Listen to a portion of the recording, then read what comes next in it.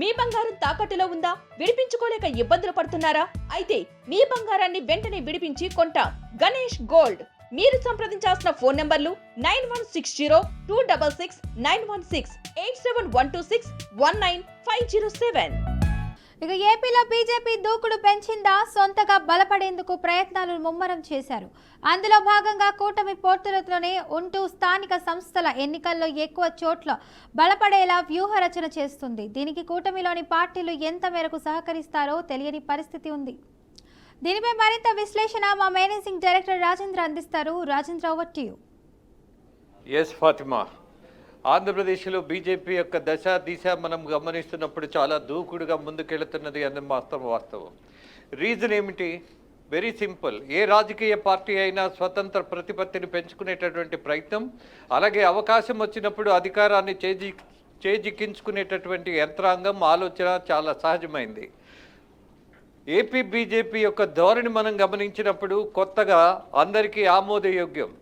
అలాగే వివాదాస్పదుడు కానటువంటి మాధవ్ని AP BJP party అధ్యక్షుడిగా ఎన్నుకోవడం, దాంతోపాటు ఒక కొత్త రక్తాన్ని బీజేపీలో ప్రాధాన్యత ఇవ్వటం, యువతకు అలాగే కష్టపడిన కార్యకర్తలకు ఇవాళ బీజేపీలో అనేకమైనటువంటి పదవులు ఇచ్చే అవకాశం కనిపిస్తోంది. అదే ప్రోత్సాహంగా కూడా ఉంటుంది.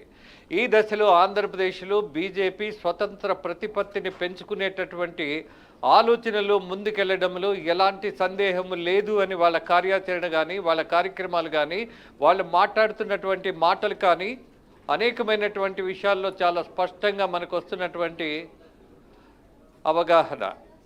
సో ఈ దశలో ఆంధ్రప్రదేశ్ మరి కూటమిలో ఉంది కదా, మిగతా పార్టీలను డామినేట్ చేసుకుంటూ వెళ్ళిపోతుందా?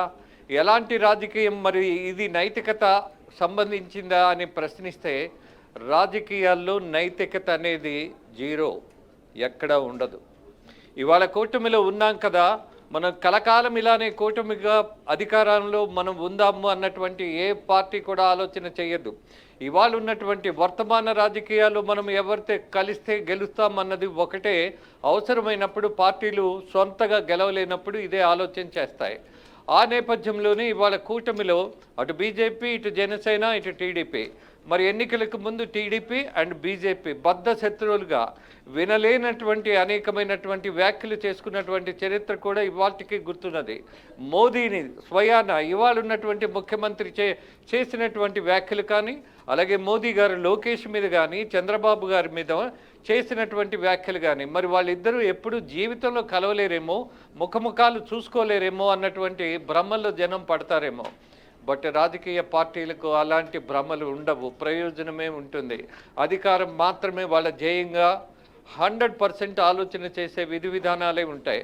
ఈ దశలో మనం ఆలోచిస్తున్నప్పుడు ఆంధ్రప్రదేశ్లో రాబోయే రోజుల్లో కేవలం ఈ కూటమితోనే కలిసి నడవాలన్నటువంటి ఆలోచన చేసే అవకాశం కంటే కూడా ఇవాళ కూటమిలో ఉండి రాబోయే స్థానిక ఎన్నికల్లో కూడా బలం పెంచుకునేటటువంటి పరిస్థితి. ఎలా సొంతగా నిలబడినా సరే కూటమి యొక్క బలం ఇవాళ బీజేపీకి స్థానిక ఎన్నికల్లో కూడా తోడవుతుంది. అలా సంఖ్యాబలం పెరుగుతుంది. అలా జనంలోకి మెల్లమెల్లగా బీజేపీ తన బలాన్ని పెంచుకునే అవకాశం కళ్ళకు స్పష్టంగా కనపడుతున్నటువంటి దశలో ఈ అవకాశాన్ని ఆ పార్టీ వదులుకునే దశే లేదు. మరొకటి, గత ప్రభుత్వంలో బీజేపీ నాయకులు కొంతమంది పూర్తిగా ఒక నిందాపూర్వకమైనటువంటి వ్యవహారాలు నడిపారు. వాళ్ళ మీద అనుమానాలు పెంచుకున్నారు.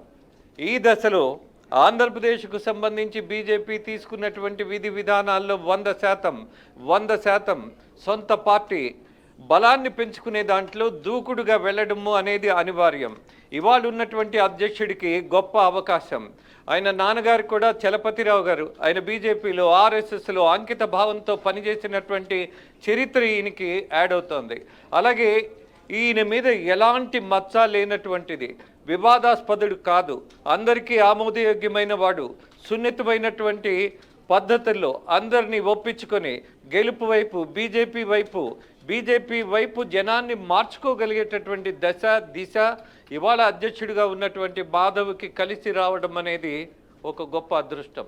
చూద్దాం ఈ దూకుడు ఎటువైపు తీసుకెళ్తుందో, ఏ దశ దిశలో వీళ్ళు ప్రయాణం చేసి వాళ్ళ స్థాయిని పెంచుకునేటటువంటిది, వాళ్ళ బలాన్ని పెంచుకునేటటువంటి ప్రయత్నం ఎంతవరకు జరుగుతుంది అనేది అనుమానం లేదు కానీ బట్ అవకాశం మాత్రం ఎక్కువగా ఉంది. చూద్దాం ఏం జరగబోతుందో.